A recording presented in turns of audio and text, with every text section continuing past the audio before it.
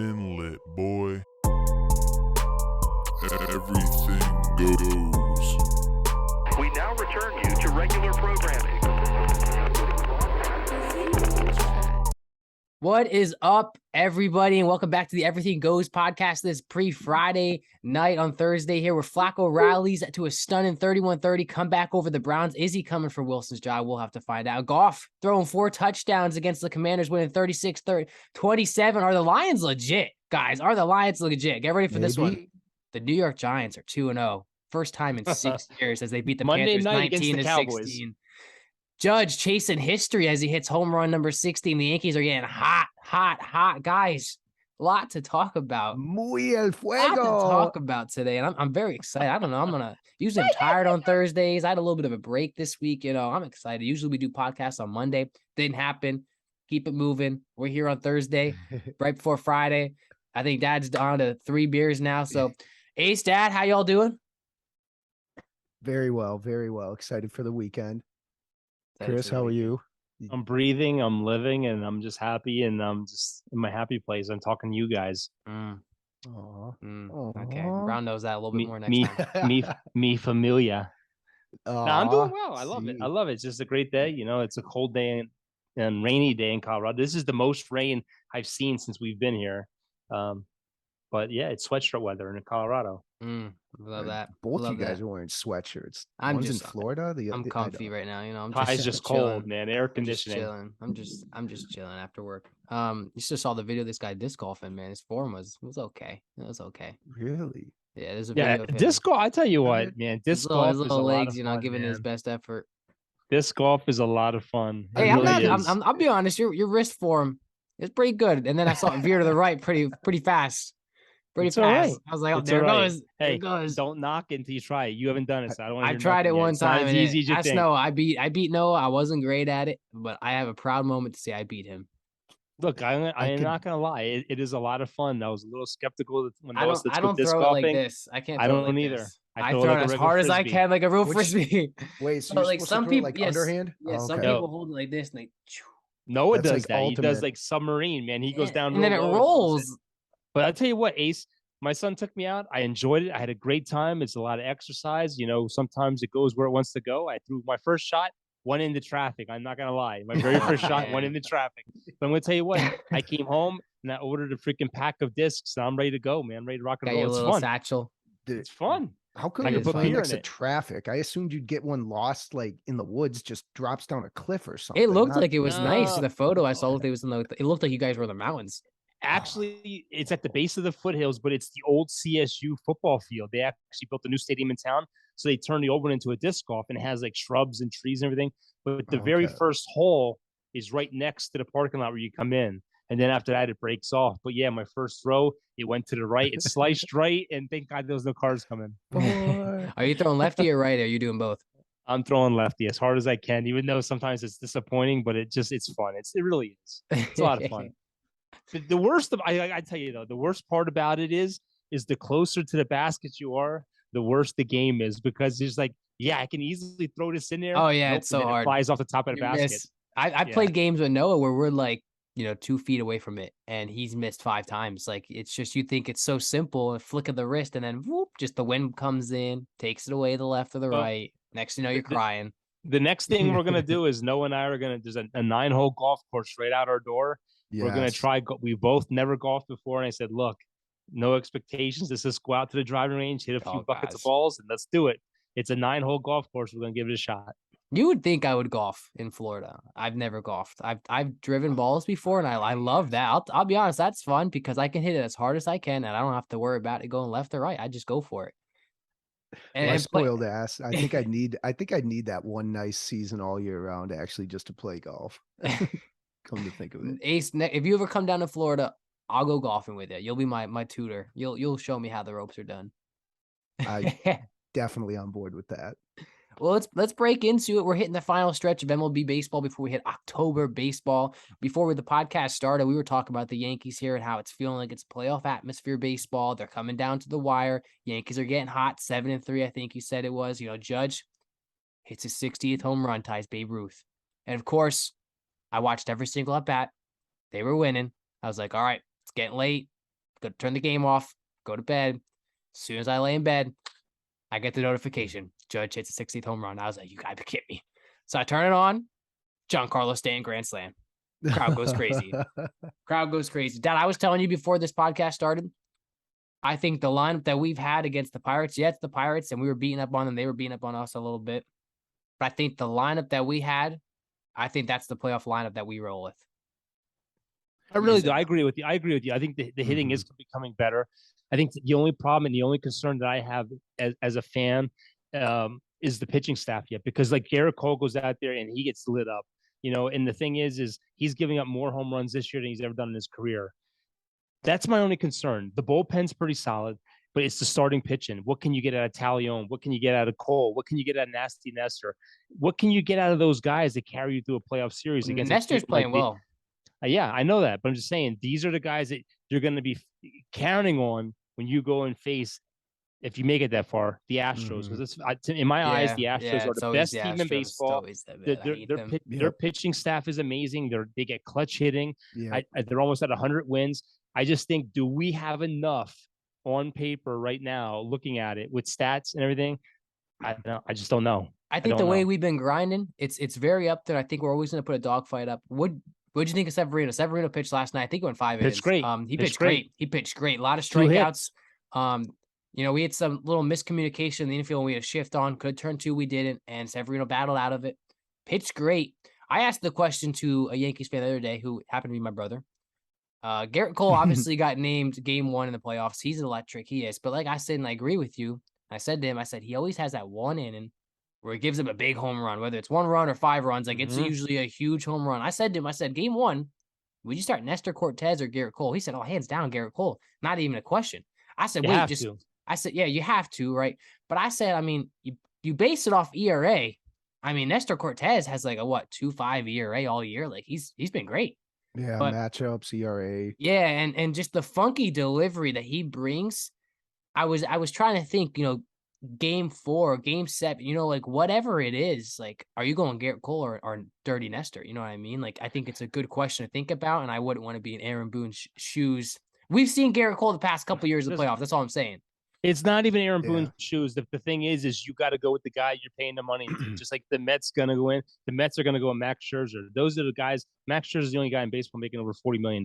Yeah. So those are the guys you're going to pay your money, guys. So Cole is, no matter what, is going to be your number 1 guy. You hope you get a win with him. I agree. And look, we know how he is. He could be either lights on or he's going to get hammered. Game 7 against the Astros, he struggled. So we'll see what happens. It's weird too, because this is the guy that you paid all the money to. This is the guy that needs to show up and not be a James Harden in the playoffs. It's weird too, because, by the way, Ben Simmons just did a podcast where he talks about Philly. It's actually very good. I want to listen to all of it. It actually, but Garrett Cole, it's weird because he'll give up this big inning, and then he'll strike out the next 14 batters. It makes no sense to me at all. Yankees look great. We talked about Harrison Bader finally makes his debut. He's from Bronx. Like, there it is, lights out. It looked like he had no fear in his eyes. Comes up his first at bat as the Yankees. RBI. Yankees are leading. Comes back up with another clutch RBI. I think he had 3 RBIs in the day. Went 2 for 4. Had a big hit yesterday. Got another RBI.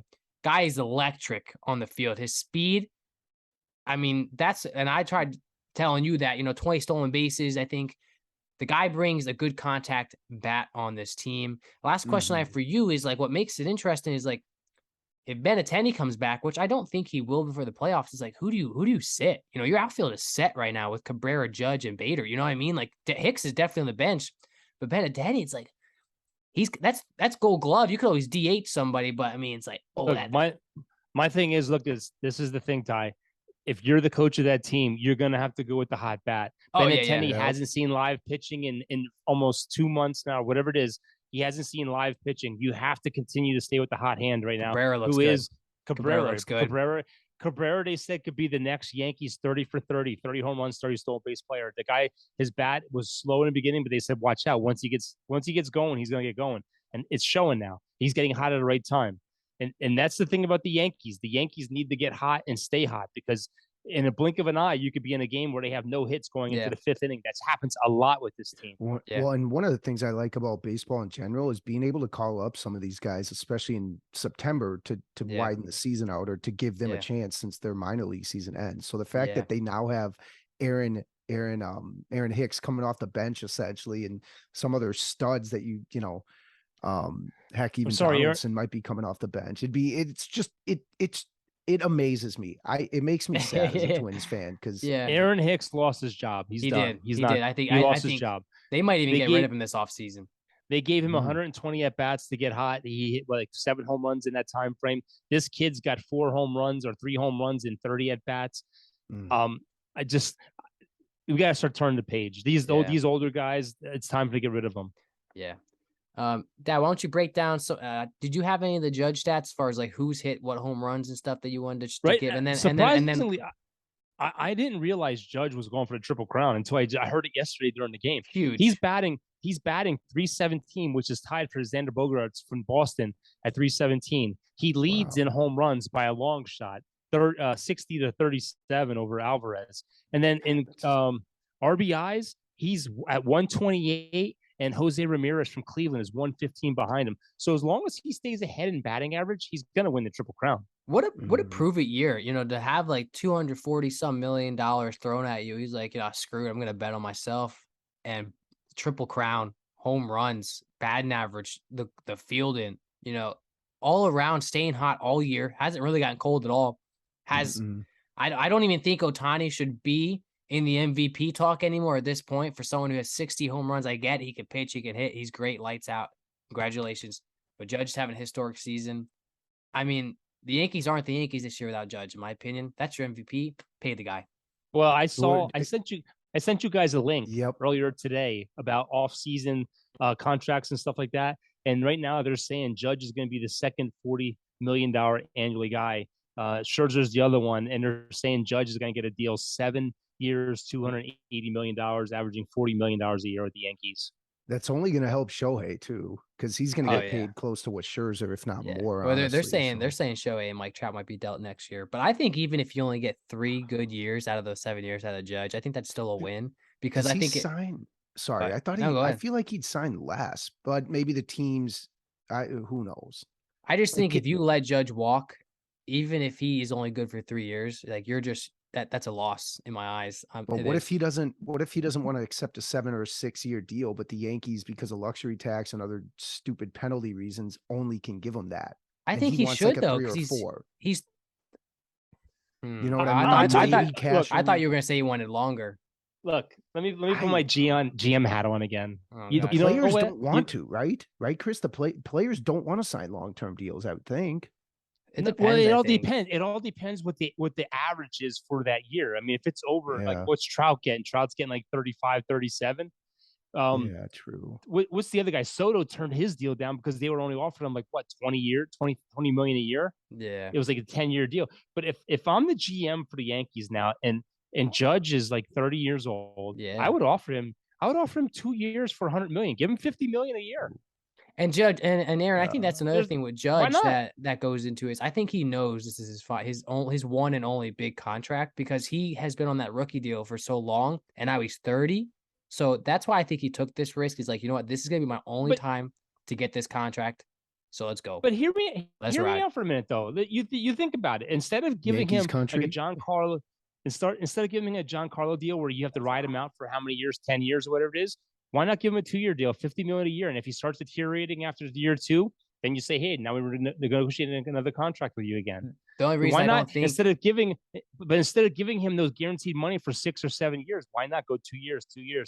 If you offer him $50 million a year, you'd be ridiculous to say no to that. I think the only reason he would say no maybe is because he said he wants to be with the Yankees for a long time. So I think he's looking for like a 5 to 7 year contract. I don't think he wants to play 2 years. Yeah, but say he gets injured in 2 years and then he's not the same. Like, if he's locked into a 7-year contract, he's good. Okay, but what if you're paying him 7 years, right? You're paying him $40 million for every one of those years, but after year 3, he starts batting $220. Still a win in my eyes. Still a win. But it's not a win. Financially, for the Yankees, I think the best bet is you overbid him for the first 2 years. You give him $50 million for. I mean, it's ridiculous to say no to that.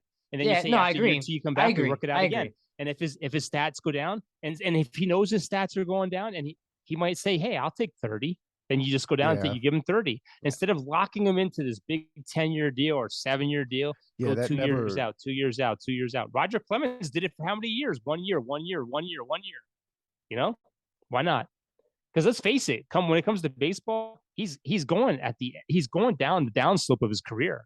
You know, he's 30 years old. It's a different structure than what it is for like basketball or football when they pay them before they blow up, or like, but you know what I mean? Sort of the anticipation where it's like, okay, they're already paid.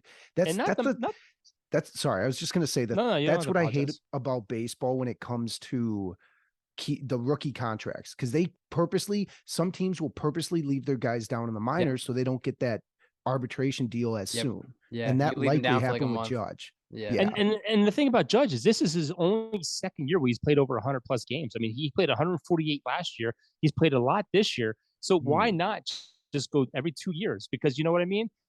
You get older, your eyes start going. Yeah. I mean, his stats have gotten better and better every single year, though. He's played more games every single year. Absolutely. But the problem is it's 168 games, man. It's a long season. My last thought on it is if you can get 3 solid years at him and then he kind of turns into like a Stanton where like he just hits home run here and there. Like I think that's a win in my, because I'd rather that than him go to Boston or something.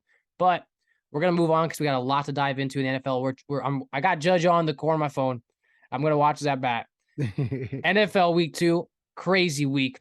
Ace, I want to take you right into Minnesota. I want boots on the ground in Philly as you come back to Minnesota. Vikings lose 7-24. Overreaction Monday last week. We said the Vikings are the team. Super Bowl bound. Kirk Cousins, 27. You're tied with Dallas. Kirk Cousins, 27-46, 221 yards, 3 interceptions, 1 touchdown. Ace, is it time to panic? Is Kirk Cousins the problem, as many rumors are saying? Take us in Minnesota as the GM, as the fans. Is it over in Minnesota, or are they going to bounce back this week and be right back on that Super Bowl bound? Under the hood, man, you said a lot there. I'm not all that worried. I had a feeling because their defensive line is better than our offensive line, so I knew this was going to be a tough game. Where's Dalvin Cook been, though? Like, do they just don't want to run it or get the ball into his hands? 6 attempts. Like, what the heck's wrong with that? You're playing on the road anyways. I don't know. Why are you not feeding your player? Why are you not feeding your player? Ace, tell me, as the GM, why are you not feeding your player? Early when you fall behind, you can't run. Yeah. 24-7 is final score. It's not falling behind. You give the ball to your best player. It's Dalvin and it's Thielen that have basically been disappeared. And not to say it's on them. It's 2 parts coaching, the play calls. I get it. The whole offense revolves around Jefferson, but I don't know how many times freaking Cousins in the game was trying to force it to Jefferson against Slay. Slay's one of the better corners in the league anyways. Crazy because he's older. And he kept feeding it to him. It's like the problem too, they had a moment like in the first game with the Packers, first play of the game, guy misses the pass. Same thing in this game, halfway through the second quarter. This was a huge play for us. Irv Smith down the left-hand sideline, right in the hands, just goes away. If he catches that, he's gone because the safety tried to jump the route and like completely missed the ball. Irv Smith this might be, we haven't seen crap from him. He's been injured. We drafted him kind of high, or I don't remember when. I think he's on his 3rd or 4th year at this point, but he's just been banged up. And I think we're relying on him too much that we haven't let other tight ends develop. Yeah. Plus the fact that he was forcing the ball. Our defense didn't play the best. Ace, let me go on a limb and just say something here real quick. Yeah. Put the beer down. Your team played, and I'm going to go on a limb and I'm going to say this. Your team just played and lost to the best team in the NFC. Not only the NFC East, the NFC. The Eagles are going to be the best team, and they're going to win our division. They're going to win a division by 3 games, and they're going to be the best team in the NFC. Jalen Hurts, to all you haters out there on this podcast, Tyler and I have been defending him for the last year and a half. 2 years. Jalen Hurts looked like a stud. That guy went 12 for 12. You see that touchdown where he went? Amazing. Yeah. The Eagles are the best. The Eagles are the best team in the NFC, and the Buffalo Bills are the best team in the AFC. Will they make the Super Bowl? I'm not going to go on a limb and say that right now, but don't hang your head. That was the best team. You can't run the ball. You have to change your game plan when you fall behind that fast. You have to change your game plan. I'm going to say my view here. We'll talk about the Eagles in a second. here's two things, Ace, I'm going to ask you. Number one, I don't think they were down that quick. I think they still could have gotten Dalvin Cook involved a lot. You know, you feed him. It's final score is 24-7. You could have fed him the ball a lot. Ace, let me ask you a question here. For all the Vikings fans out there, or even NFL fans, do you think Kirk Cousins is focusing too much on Justin Jefferson and not getting other guys involved? When you look at his highlights, when you look at the plays of the game, it's like his first and only read is Justin Jefferson. I understand, one of your best players team, top 5 receiver probably in the league, but he threw him 12 times and other receivers about 5, right? You have Adam Thielen, who's a dog. You got Dalvin Cook, who's a dog. You could throw it to Osborne. Lost a step. You could throw it to your tight end. He hasn't lost a step. My thing is he kept going to Slay, and eventually was almost picked off twice.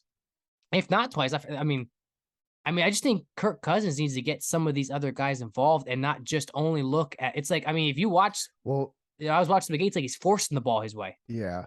Then that's the thing, like as a fans, okay, if we're starting to recognize that you're forcing the ball, that means you're not getting others involved, which means the offense is either dictating, like you said, you always, if this is the number one target on the play, go to him. Don't, if he's not open, who cares? That's 2 parts, coaching, and then the part of like, okay, this is the game plan. We want to just feed Jefferson. I don't know. I think there definitely needs to be some balance, or else it's going to end up getting way, way, way too predictable. And that's going to just scare everyone, especially these frickin', I shouldn't say frickin', they're nice Vikings fans here, but they get sensitive. The only downside to Kirk Cousins is primetime games. He's 10-18 in primetime games. He's 2-10 on Monday night. Oh gosh. Yeah, that doesn't help. I didn't watch, like, it's hard for me to keep track of the whole game plan when you're watching the games because we're not paid to watch whatever. So, but yeah, I think the fact of forcing it too much and trying to just, plus I think a part of it also is offensive line. If you get pressured, Cousins can't really scramble from the pocket. So a lot of times he's not able to make those reads to get to somebody else too. So yeah. Well, Ace, thank you for being the boots in the ground in Minnesota. We're going to take it over to Dallas. Wait. Ace, let me ask you this. Do you think that loss changes your mindset? I still think Minnesota's winning that division, even though right now everybody in that division is tied for first place. The Detroit Lions, the Chicago Bears, everybody is 1-1 tied for first place. Does it change your mindset at all? No, we do play the Lions this week, so I like that. We lost to them at home last week or last year. No, it might have been on the road. Either way, we were 1-1 against them last year. So I think they've improved. That makes me a little nervous, but again, until we got to play the Packers again, I really can't see either the Bears or the freaking Lions doing much. Just so you know, the Detroit Lions since last year have scored 30 points in the last 3 games, and it's the first time since 1952. So they are putting points up in their last 3 games. I think they're, I might be mistaken, but I think they're second in the league right now for points for the first 2 weeks. But ask me that question next week if we happen to lose to the Lions. I think week 5 is a good evaluation week to see who's legit. I really do. Yep. We're gonna take it to Dallas, Dad. We got Jerry Jones coming out. We're not trading for any quarterback. We're going to stick with Cooper Rush here. Cooper Rush, baby. 19 for 31, 235 yards. Not the greatest, but he pulls out a W, 2017 against the Super Bowl losers, the Cincinnati Bengals. Joe Burrow gets sacked 6 more times. And Jerry Jones was on 105 the fans, and 105 the fan. Dak Prescott probably come back in 4 weeks. Not just saying against the Commanders. Just saying against the Commanders. Dad, take us in Dallas, Dad, as a Cowboys fan who you sat on this podcast and said, trade him. Let's sink this ship. We're selling everything, and we're going for that number 1 pick. Cooper Rush comes in. He says, we ain't losing.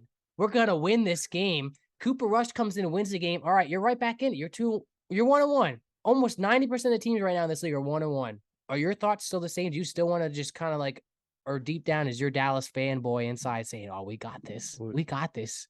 We're going. Cooper Rush is taking us. He's going to beat up Dak Prescott for the job. We're going all the way. Does the blood pressure go down knowing that it's not the starter in? Or no, the blood pressure goes up at kickoff, Ace. I mean, come on. My TV is a smart TV. It's going to tell me to F off soon to keep yelling at it. But Dad, for real, look, before you honestly, give your professional opinion as a podcaster, as Dallas fans out there that are listening, or NFL fans that hate Dallas, are you still in this? Are you thinking, you know what? We just beat up on Cincinnati. Yeah, Cincinnati might suck right now. We beat up on Cincinnati, who was at the Super Bowl last year. Are there signs in that game where you're like, you know what, we might be able to make it until Dak gets back, and maybe Dak comes back and we don't even play him, or Dak comes back and we take over first place and we compete with the Eagles? The most important thing right now is that 3 of our next 4 games are divisional games, so it's important. We start Monday night against the Giants. My thing is, Ty, is I honestly don't think the Dallas Cowboys, even though we beat Cincinnati, which I don't think Cincinnati is as good as they were last year. I just think they got real lucky last year. I just don't think Dallas is on the same scale as the Philadelphia Eagles. I really don't. And the problem is I think Kellen Moore is one of the problems. We went so conservative. I started calling him Conservative Kellen on Twitter. We were up 17-3, and what do? We come out in the second half. We start running the ball. First down, second down, and it sets up an automatic passing down on third down. We got so freaking easy to read as a defense.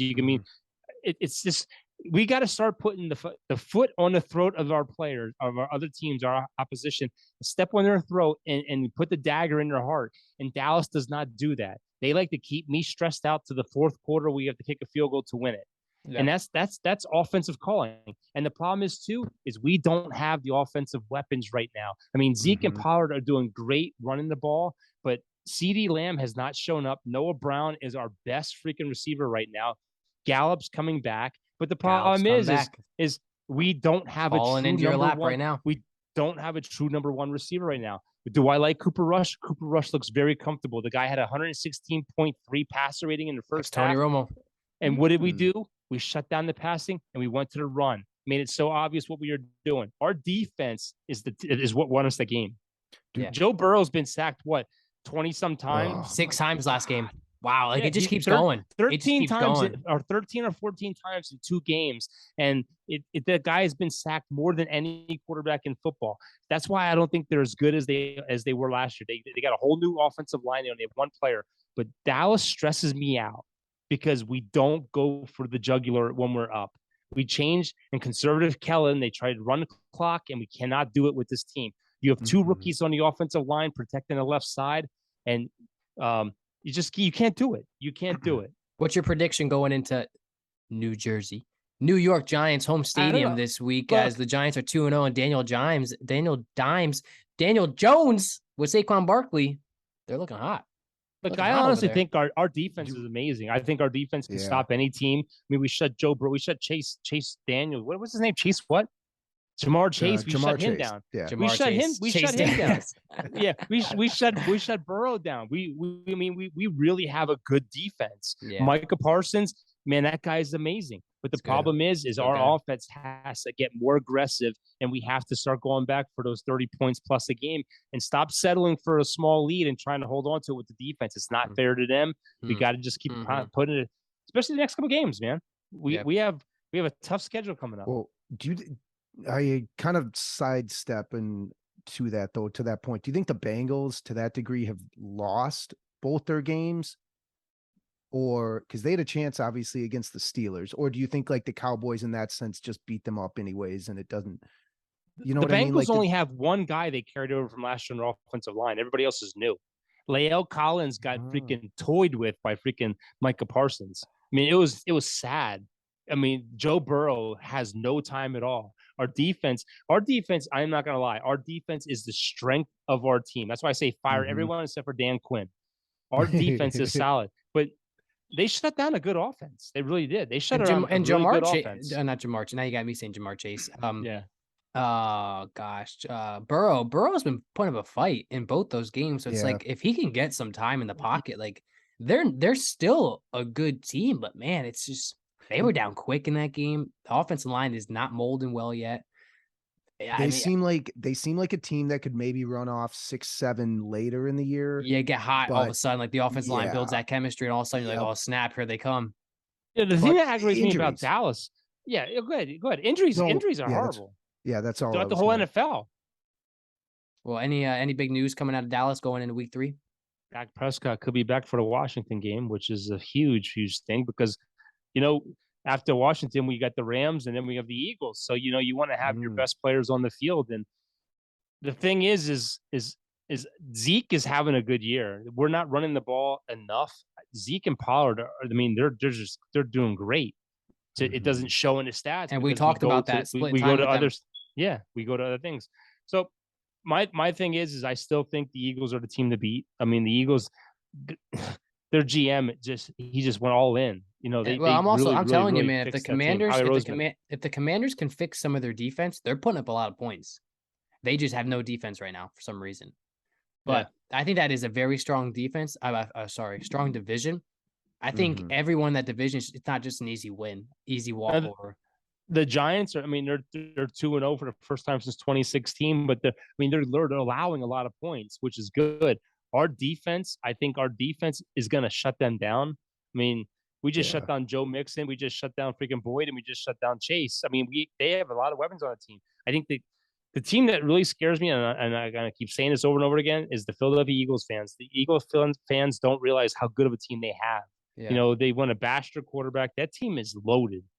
So we'll see what happens. I don't think they're bashing them now, but I'll take you over to New Orleans as the 1-0 Saints versus the 1-0 Bucks happened down there in the Dome. And, all week, all you heard was Tom Brady can't beat the Saints during the regular season. He's got one win in 4 years as a Buccaneer. And I knew I had a feeling deep down my gut. They keep talking about this.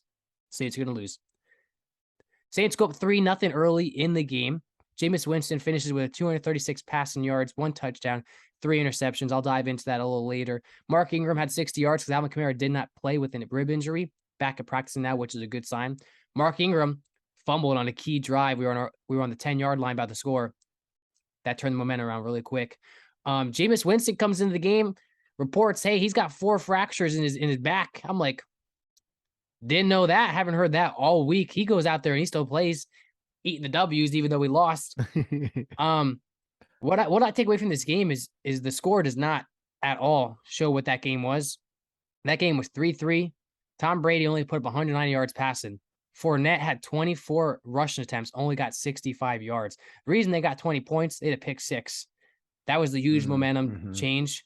That game was 3-3. Marshawn Lattimore gets ejected, which I thought was the stupidest call after getting a fight with Mike Evans, even though Mike Evans is the one that speared him, put him on the ground, picked him up, choke slammed him, put him in the pedigree as Triple H used to do. All went down. Mike Evans suspended 1 game against the Packers this week. It was a dogfight. It was a boring game. It was a defensive game. I love the Saints defense. I think that they are still top 5 defense, just like last year. And I'm not worried yet. Jameis Winston threw a pick 6, and that was the only real interception I would give him. The last 2 were kind of like that last straw was 2 minutes. He was just launching the ball, trying to get us back in the game. The game was over by then. There is too many weapons on this offense for us not to turn it around. I still just don't think we are fully molded together. I don't think, new head coach, offensive coordinator taking over the playbook fully. Offensive line. There's just a lot still kind of mold and having chemistry. Michael Thomas is still a dog. I think he had like 65 receiving yards. Like he's still playing well.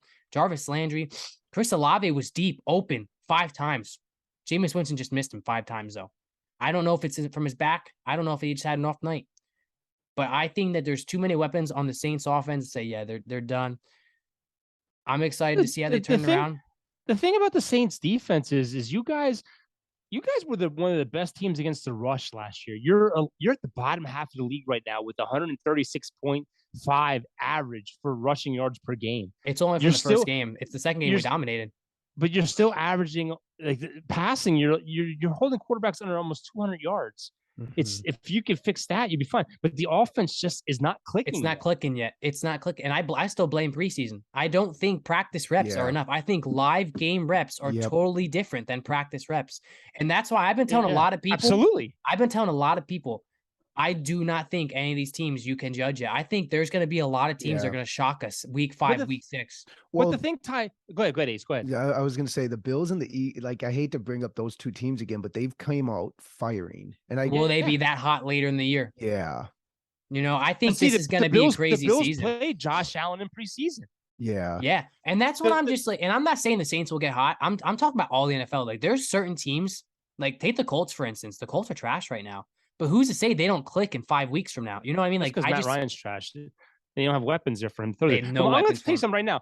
Mhm. The Saints in Minnesota are going to be fine. You guys are going to win your divisions, and I'm not sugarcoating anything because you guys are fans of them. You guys are the best teams in your division, but the problem is you're right. There's no more spring. There's no more freaking preseason. And games there's only where it 3 matters games anymore. And there's only 3 games. The new CBA, they have a limited amount of padded practices. They made it so soft in the NFL, and these guys are making so much money anymore. They don't want to hurt their investments. Well, those pads on the helmet, they said concussions though at practice have dropped 50% because of those pads. I'm talking about padded practices, Ty. They don't wear shoulder pads. Yeah, no, they I have got you. less. They have less padded practices. They have less practices, and it's all about the money now. It's all about the NFL and their marketing, and their quarterbacks have to stay healthy. You know, they can't see them get hurt. The NFL's become a business. The old NFL is where you can deck people across the middle. Those days are gone. Now you see guys making $40, $50 million a year. Guess what? We got to protect them. I mean, I was watching the game the other day with Noah, and I said, look at these guys. Look at the pads they wear in games. It's like nothing. Look at the thigh pads. The thigh pads are so small. The kicker used to wear the least amount of pads in football. Now you see your linebackers and your cornerbacks, defensive lines wearing nothing. Yeah. Hey, you know what's that's the problem with it. You know what I hope fuels Winston? I'm still on the fence. I like Winston. I think he could still be a good quarterback. I mean, his stats were leading well. Is you had the Tampa Bay guy come out and it was interviewed after the game. And he said, yeah, Winston, he threw those 30 picks and nobody wants to remember that. So we knew he would turn the ball over and they were eating the W's and stuff. And I was like, yo, Winston, you need to humble these guys. But week 2 reminded me how much I love this game because I could cry after a loss and punch a couple holes in the wall. My biggest question, if I could talk to any of the Saints coaches, my biggest question, and I do not understand this, is first quarter, we drive down the field a good amount of times. Taysom Hill is in the offense the first quarter, driving down the field as a rusher. They put him in as quarterback and he rushes. He could be receiver, tight end, put him anywhere. You didn't have Kamara either. The whole 3 quarters after that, he's gone. Why are you not putting him in the game? He was limited in practice this week, so maybe he was dealing, but the same thing happened on week 1 is 80-yard run, a 50-yard run, and then scored a touchdown, and you didn't see him the rest of the game. Why is he not? You have a backup quarterback now in Andy Dalton for a reason. Get him in the game, unless he's dealing with an injury that they're trying to rest him a little bit, not play him as much. I just don't know why he's faster than 90% of the wide receivers in this league. Like, why do you not have him on the field?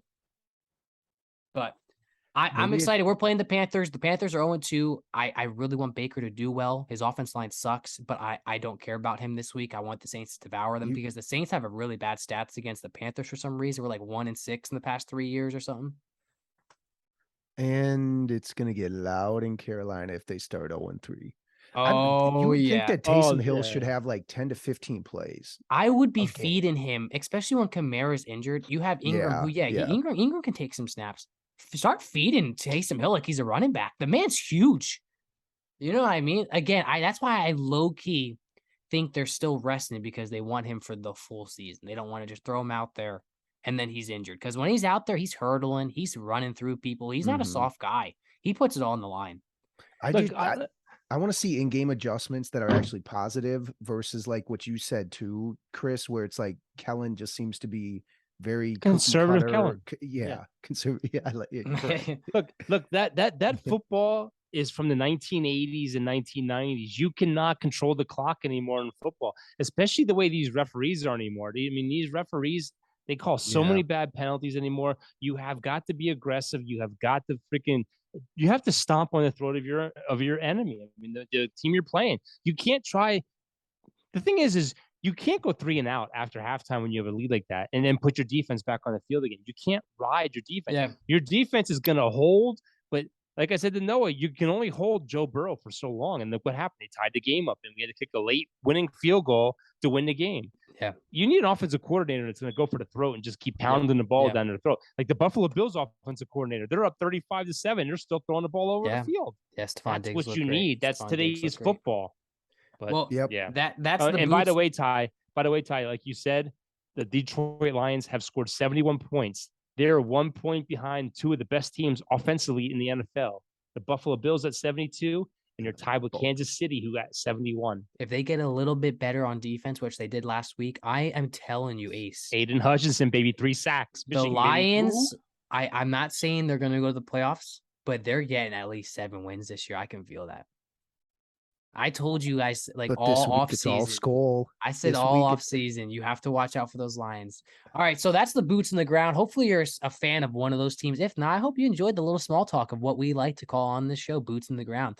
Let's talk about some 0-2 teams and which team segment boots on the ground. Which team out of these 0-2 teams do you guys that. think is going to turn around? That they're not an 0-2 team, that they will turn around. I'm gonna roll some teams off, and you guys tell me. So you have maybe we can get sponsorship by Boot Barn.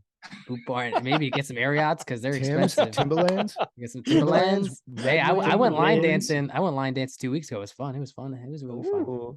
So 0-2, you the Atlanta Falcons, you're the Carolina Panthers. You have the Las Vegas Raiders, Tennessee Titans, who was the best team in the AFC last year, #1 seed, and the Bengals, who were just in the Super Bowl.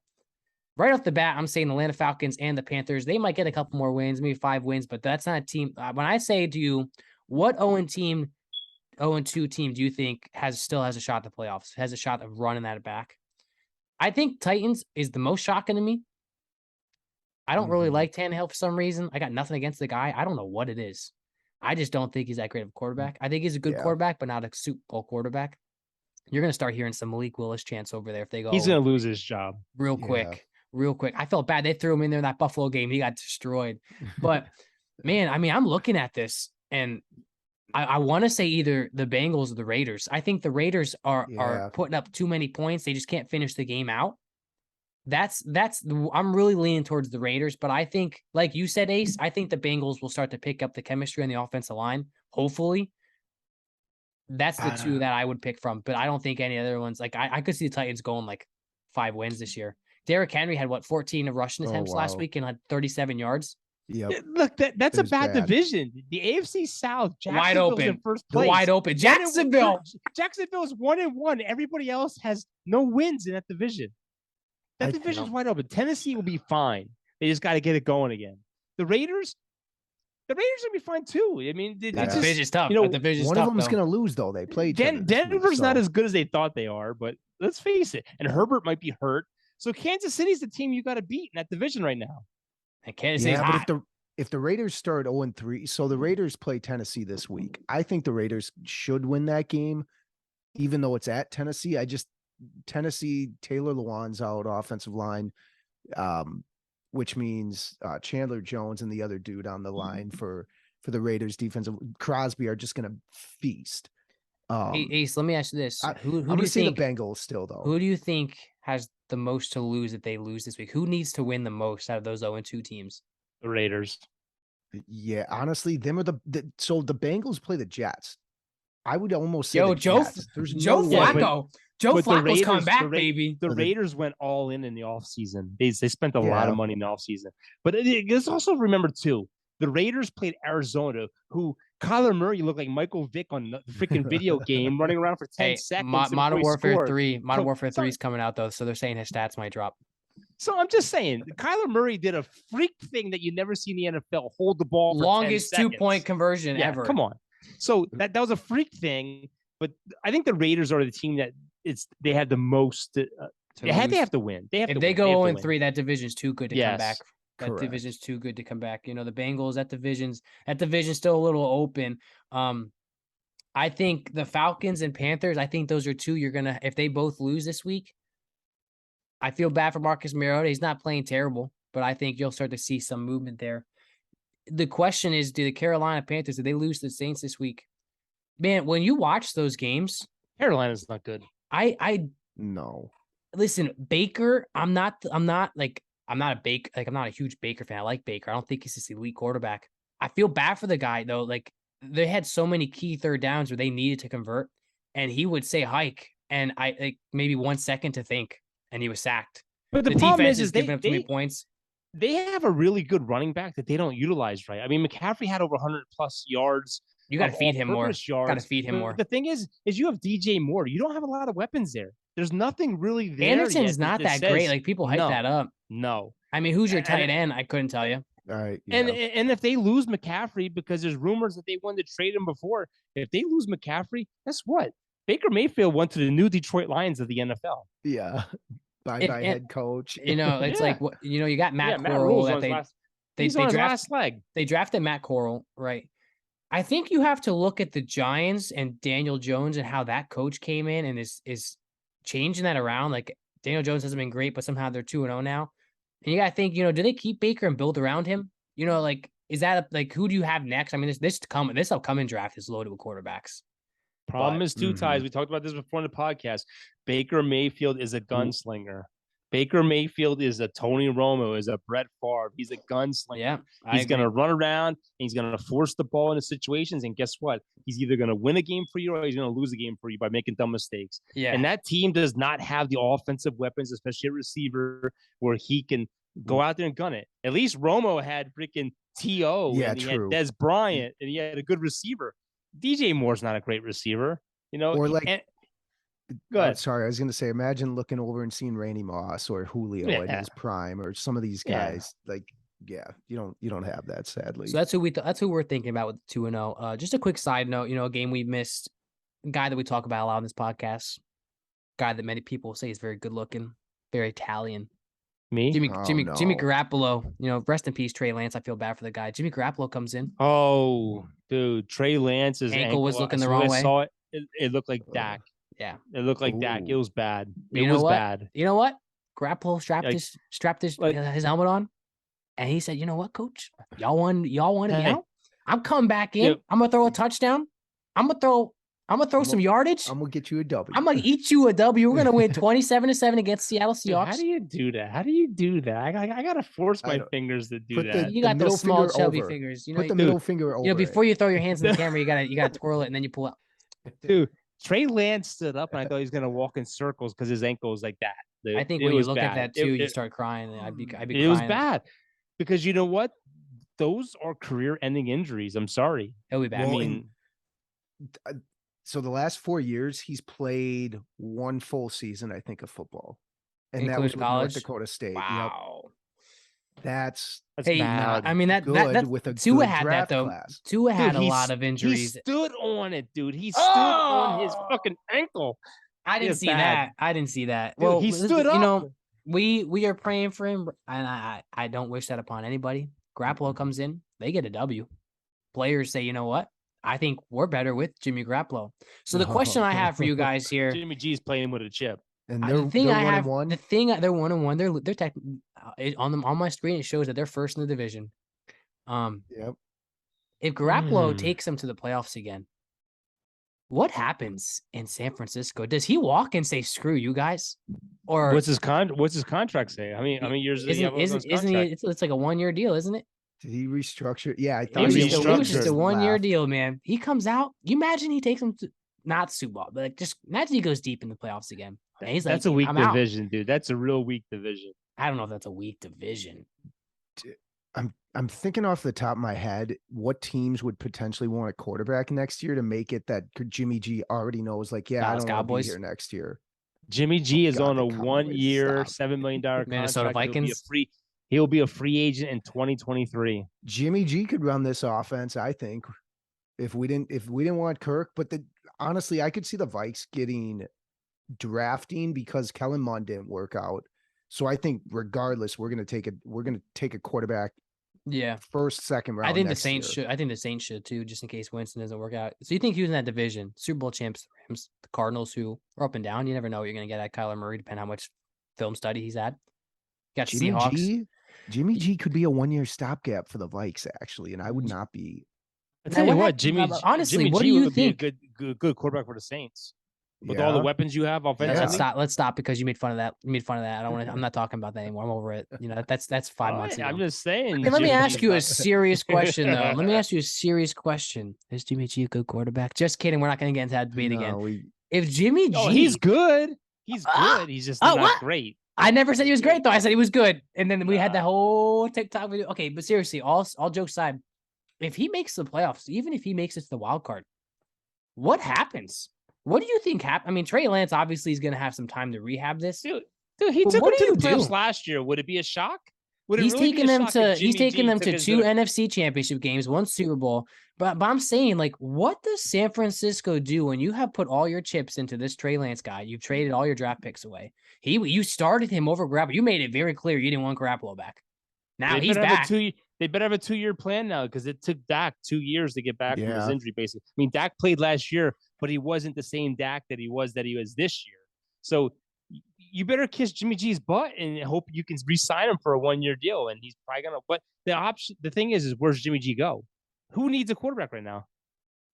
If you're Jimmy 49ers G, are built to win now too. And that's what you had a lot of players actually stand up. I mean, there's that defense. That team's ready to win now. They don't want to rebuild. And it's like – it's raining so hard here I can hear it in my headphones. That's why I looked out the window. I'm like, what the hell's going on? Weird. I mean, like if you're Jimmy G, right? Do you come back and there's a possibility that they want you to do a quarterback competition again, or do you just say I'm gone? Jimmy G's 30 years old. Who might need a quarterback? Steelers might, depend how pick and Trubisky works out. Browns might need a quarterback depending with the whole Watts situation.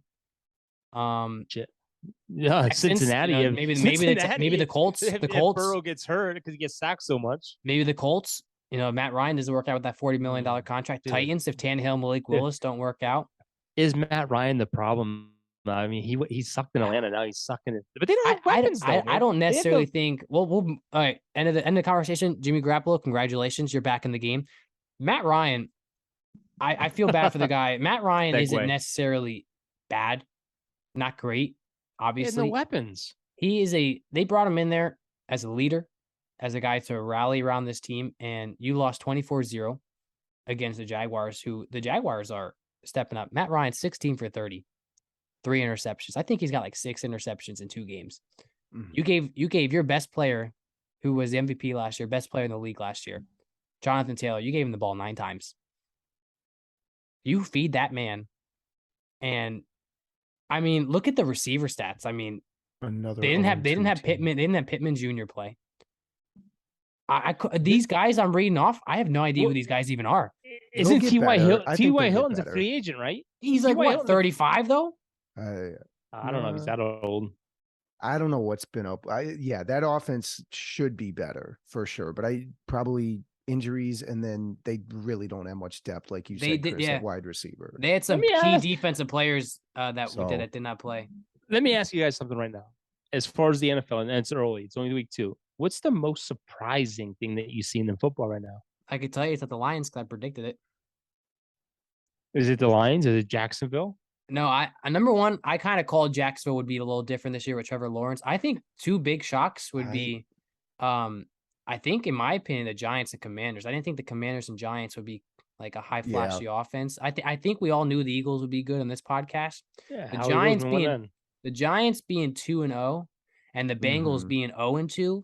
I think those are 2 shockers. You can even dive into the fact that Russell Wilson looks like the Broncos aren't even a top 10 team. You know what I mean? Like, I think there's a couple shockers. Actually, now that you mentioned that, I think the head coach for the Broncos. Yeah. Some of his play calls and then just the delay of game, it doesn't seem like him and Russell are on same. And then his interviews were the way he just discusses how he's Russell's not really just sure. weird. I got to tell you something. Living in Colorado, they bashed Russell Wilson after that game 1. They're saying that he's not a Tom Brady. He's not a There's a lot of rumors that came out about him. But listen, they're saying he should have went to the coach and said, no, we're going for it on 4th and 5. No, I'm sorry. At the end of the day, I don't give a shit if you're Tom Brady. I don't care if you're Patrick Mahomes. I am the head coach of this team. And if I say we're going to kick a field goal, we're kicking a field goal. For the media to come out it was big enough. He just missed it left. I'm just saying, for the media to come out and bash him and say he's not on the same level as these other quarterbacks. No, the head coach has the final say, and you have to live with that. Has he played like an elite quarterback in the last? Not yet. But he's got no receivers. Sutton and the other guy got hurt. Sutton and Judy. I mean, those are great receivers. My thing here is they both got hurt. Yeah, last week. They had nobody. He won the game by himself. But how many quarterbacks right now are better? There's at least 5 that are better than him right now. I would say so. He definitely has not hit that peak yet with the Denver Broncos. My thing with the whole field goal thing, as I heard many people talk about this, number one, it's 4th and 7, right? If Russ doesn't get that 4th and 7, you're bashing Russ and the coach, right? That's absolutely right. If you make the field goal, no one's talking about it, right? Everyone acts like this field goal was like 20 yards short. Yeah. This field goal was plenty deep enough, almost at the upright, but it went left just a little bit. But for the media to come out and say this quarterback should overstep the coach, no, you don't ever do that. You have a freaking chain of command, and the coach has to live with his decision. That's why he's the coach. I agree. But it is what it is. You know what? He missed it. He missed it. But like you said, Ty, if he nails it, they don't say shit about it because they're 2-0. Yeah. But the problem is they have too many injuries with the Denver Broncos right now. You lost your 2-man receivers. They had 3 timeouts in that first game. They did. They could have called a timeout and discussed the it. Clock to just tick, tick, tick. That made no sense to me. Yeah, it did. One. It did. And then the rest of and then last week they get a freaking delay a game that pushes them out of a field goal, I think. They got punt, yeah. And the thing is, too, he's a rookie coach. So how many rookie coaches go to the Super Bowl the first year? You know? Yeah. Well, I mean, I think correct. That's on the media too, because everyone had these expectations that they're a Super Bowl contender. Yeah, we hyped them up too much. Everyone hyped them up too much. I think the guy from Philadelphia is the only one that I know of as a rookie coach that took his team to the freaking playoffs his first year. Yeah. Yeah, probably. That's a great point. Yeah. Well, we're gonna slide over. Last Kevin thing, O'Connell this year. Sorry. Yeah, he probably will. Last thing we'll talk about in the NFL. Just going into week 3, your predictions on your teams. We won't discuss all of them. I'm gonna take the Saints over the Panthers. Like I said, I don't take scores because I'm terrible with the scores and the math and all that stuff. Don't ask me why. I think the Saints will beat the Panthers, but I don't think it will be like a blowout. I think we'll have a decent lead. I think Winston will jump back this week. I think Kamara's coming back. I think that the offense starts to click a little bit in Carolina against a struggling Panthers. What better time to do it? Dad, Dallas versus the Giants, Monday Night Football. Who are you taking? God, Monday night. Yeah, I know it's going to be a horrible game too. I'm taking Dallas. I think Dallas is going to go into New York, and I think we're getting Gallup. I think we're getting Michael Gallup back, and I think we're getting Jason Peters, hopefully on the offensive line, which is going to help. I think our defense is strong, and I think we can really, really, really do a lot of damage to our defense. I'm going to go out and say Dallas is going to win this game 24-10. Wow, could you imagine? Right, number 1 Monday Night Football game. They're wearing their all white jerseys. New York, it's going to be a whiteout. It's going to be packed. Can you imagine they walk out of that stadium 3-0? God, that's the only reason this game is on Monday night, because it's one of the biggest markets. Yeah, this is all I gotta say though is it doesn't matter who I pick. The Buffalo Bills are winning the Super Bowl this year. They've only allowed 17 points in 2 weeks, and they scored 72. I just think the Buffalo Bills are the best team in football. I don't care in the NFC who goes there. Week 5. Give it till week 5. And you know what? Jerry Jones, you need to kick your son Stephen Jones in the ass, because Von Miller is going off, and we could have signed him. He wanted to be a Cowboys, and we were so damn cheap that we didn't sign him. Yeah. F you, Jerry Jones. Ace, Detroit, Minnesota. Is Detroit coming in and gonna put the claw on the skull? Are they going to come in and put up 20 points like they've been doing? Is Jared Goff going to come in and throw 4 touchdowns, or is Kirk Cousins going to turn it around and be like, you know what, we're going to win? You like that? They better not clamp the skull chant. I like that. Clamp the skull chant. Just keep the hands locked. Instead of claw. This could be a sneaky game. I know it's going to be a close game, sadly. That it seems inevitable against the Lions. We're going to win. I don't care if I jinx it or not. We're gonna win. You gotta win. 2-1. You gotta win. Green Bay got hot. This is exactly. And Green Bay is only gonna get better. Bakhtiari hasn't played yet, so that line is gonna be a little bit better. The one thing that makes me nervous again is Aiden Hutchinson could just tear that line apart. Oh yeah, that's a big boy. So I gotta pick. Okay, I'll go with the score though. I'm gonna say 28-25. No, 25 is a weird number. 24. Okay. Yeah. Well, Thursday night's about to kick off with the Pittsburgh Steelers and the Browns. Who you guys take it tonight? Number 1, right? Browns have a players only meeting 2 weeks into the season. Pat McAfee laughed and said, "This is crazy. You typically don't have this until late in the year." He did mention that Brissett is a very good leader, and a lot of guys do respect him. Nick Chubb comes out and says, "I should have got down for that touchdown run and ran the clock out." Browns could be 2-0 right now. They could be. Does the stupid elf come back and rally, or is he jinx them? You know what I mean? Browns, Steelers. I'm taking Steelers. Mitchell Trubisky's going to have a comeback game this week and show those fans why he should be starting. What are your guys' picks? Browns. I got to go Browns. It's in Cleveland. Mainly because I heard other experts that I've listened to this week say the Browns too. So maybe I'm just fading based off them. But yeah. It's going to be a low-scoring game. This is another game I really don't care to watch. Clowney's out, It might be a high-scoring game this week. You never know. Yeah, the problem is the Steelers only scored 37 points. They've given up 37 points, which is the lowest in the division. But there's no offense there. There's no offensive production at all. Fire the offensive coordinator. Let's go. Get a new one in there. Who are you taking? I like it. God. I'm taking Pittsburgh just because of Gibby. Go Gibby. I should have like a little ticker on the side of our scores that we predicted, like what our records are throughout the podcast. I just think Pittsburgh's defense is better. Just the offense isn't performing yet. Yeah, I agree. Pittsburgh's defense is a win now defense. What happened to Najee Harris? He's a great draft I pick. asked the same thing. Where's he What been? happened to him? You don't even hear about him. My source in Pittsburgh says he's playing okay. His rushing and receiving's okay, but he had a high ceiling, and I haven't seen it hit yet. You know what I mean? Pittsburgh used to be the team that always got their tight ends involved. They always had great tight ends in Pittsburgh. Yeah. They don't have a good tight end right now. The receivers, they're younger. You just have to bear with them. I think they'll turn it around. I think it's a very bad division, especially when you have Baltimore, who blows a 28-point lead and loses to Miami. Yeah, I think it's Pittsburgh's division to lose. Just they gotta get the offense going. There's no offense there. We talked about what 1-1 teams need to turn around, or 0-2 teams. I think that this is a 1-1 team that Mitchell Trubisky, to earn the respect of the fans, he needs to turn this week around. They need this win. They need this win to say we're still that team. No, the sad thing is Cincinnati is still in this division. It's a very, very weak division. So Cincinnati could easily go 0-3 and still win the division. Yeah. Well, Thursday night football about to kick off. We're gonna end this podcast because I want to shower and get to watch that game. Man, I don't know what it was, but the vibe tonight, it was high energy. I don't know if you guys felt it, but I didn't have 3 Coronas over there like this guy. But let's get it right. I'm representing Colorado, of course. And by the way, Tampa Bay is beating Toronto, which helps us out because we have a 6-game lead over Toronto. Tampa Bay is up 6-3. The Yankees are still 0-0 in the third. Yeah, Judge got walked, I think. I watched it. I had it on the whole corner of my screen. Oh, okay. So I put out a bat signal to some Twins reporters and some social content creators here. Didn't get anything back, unfortunately. So I'm going to shift my focus maybe to the other sports teams here, as well as Wisconsin, the Timberwolves. I'm gonna text Erin Summers this week and see if she'll come on next week. I keep telling that, but I'm gonna do it. I'll do it right after this podcast. I'm gonna text her and see if she wants to come on, give us some inside scoops on what's going on. Oh heck yeah, because I still have questions always, with Kamara's. Yeah, she's always good to have on. Yeah. Well, we hope you guys have enjoyed this podcast as much as we have, because usually I'm tired on Thursdays, but it's a good week.